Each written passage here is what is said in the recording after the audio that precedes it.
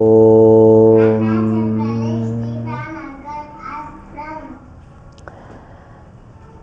ఓం అభ్యుర్నోతి యన్నగ్నం భిషిక్తి విశ్వం యత్తురం ప్రేమందహక్యాత్నిహస్రోణో భూత్. ఋగ్వేద మంత్రము భావార్థము చూడండి. ఈ పరమదేవుని యొక్క మహిమను ఎంతని స్తుతింతును. ఇక్కడ పరమదేవుడు, పరమ అంటే అతనికి మించినటువంటి దేవుడు ఇంకొకరు లేరు. భగవంతునికి మించిన పైన ఇంకొక దేవుడు లేడు. పరమదేవుడు అంటే ఇంకా దేవుడే. ఆ పైన ఇంకొకరు, ఆ దేవునికి మళ్ళీ పైన దేవుడు లేడు. ఆ దేవుని యొక్క మహిమను ఎంతని స్తుతించాలి, ఎంతని పొగడాలి, ఎంతని చెప్పాలి. పరమ దయాళువు యొక్క దయను వర్ణించుటకు మాటలు ఎక్కడి నుండి తెత్తును. ఆ దేవుని యొక్క దయను గురించి చెప్పాలంటే ఎంతని చెప్పాలి, మాటలు ఎక్కడి నుంచి తీసుకురావాలి. అంత దయామయుడు పరమాత్మ.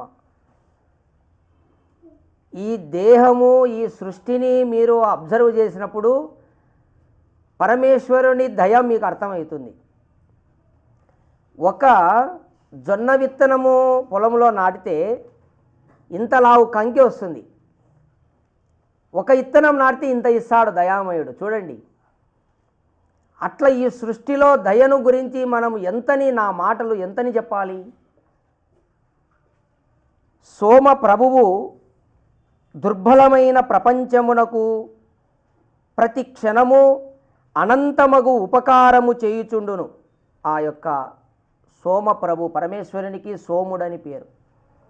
ఆ యొక్క ప్రభువు పరమేశ్వరుని గురించి ఈ దుర్బలమైన ప్రపంచానికి ప్రతి క్షణము అనంతమైనటువంటి ఉపకారము చేయుచుండును. భగవంతుడు ఎంత ఉపకారం చేస్తున్నాడో చూడండి.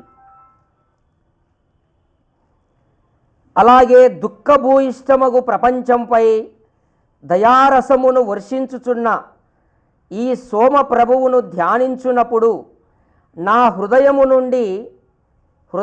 నిండి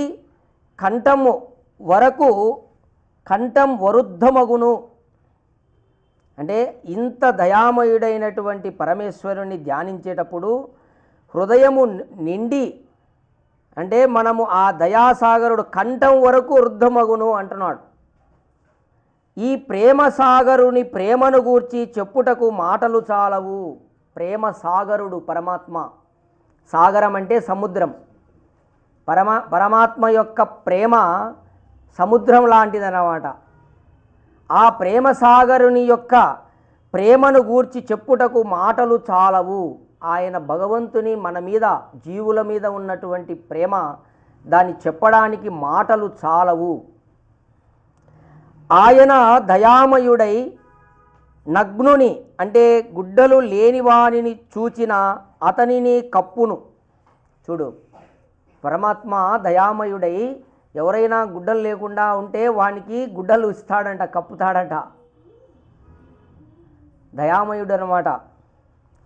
రోగగ్రస్తునకు వైద్యుడై చికిత్స చేయును. ఎవరైతే రోగి అయి ఉంటాడో అతనికి చికిత్స అనేది చేసేవాడే పరమాత్మ. ఇప్పుడు డాక్టర్ అనుకుంటారు అందరూ చికిత్స చేసేది. డాక్టర్ కాదు. డాక్టరు ఇంజెక్షన్ వేస్తాడంతే. ఆ చికిత్స లోపల జరుగుతుందే చేసేది, అది పరమాత్మ, వైద్యుడు, నిజమైన వైద్యుడు. చికిత్స చేసేటటువంటి రోగికి చికిత్స చేసేవాడు పరమాత్మ. తలకాయ నొప్పి వస్తే డాక్టర్ మందు ఇస్తాడు, ఆ మాత్ర వేసుకుంటావు. లోపల పోయిన తర్వాత చికిత్స జరుగుతుంది, ఆ రోగం పోగొట్టేదానికి మందు.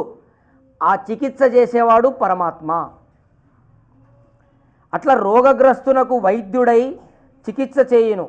ఈ విధముగా భౌతికముగానే కాక ఎవని గుణములలో లోపము కనపడునో అతనికి గుణమును ఇచ్చి గుణమును వస్త్రము ద్వారా కప్పి పూరించును.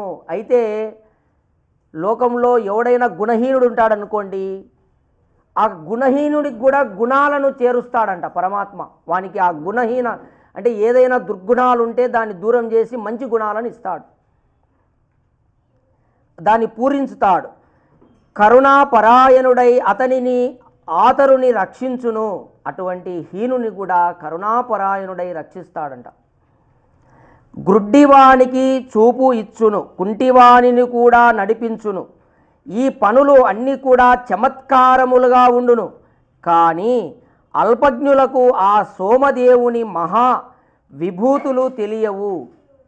ఎవరైతే అల్పజ్ఞుడు అంటే జ్ఞానం లేనివాడు ఆ పరమేశ్వరుని ఆ ప్రభువు గురించి తెలుసుకోలేడు. ఇందాక మనం చెప్పుకున్నది ముందర క్లాస్ కూడా ఇదే మంత్రం గురించే. ఇందాక నేను చెప్పిన మాటలు కూడా ఇవే ఇక్కడ ఉండేటివి అక్కడ ఉన్నాయి నేను చెప్పేవి కూడా. కాబట్టి అల్పజ్ఞుడైనటువంటి వాడు సోమదేవుని మహావిభూతులు తెలియవు. జ్ఞానం లేని వాడికి భగవంతుని యొక్క విభూతులు తెలుసుకోలేడు, ఆయన మహిమలను గురించి తెలుసుకోలేడు.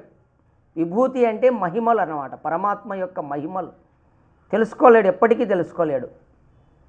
విభూతి పాదమని పతంజలి మహర్షి యోగ దర్శనంలో 3వ పాదం చెప్పాడు. విభూతి అంటే యోగము చేసేటటువంటి యోగికి విభూతులు కలుగుతాయి, అంటే మహిమలు వస్తాయంట.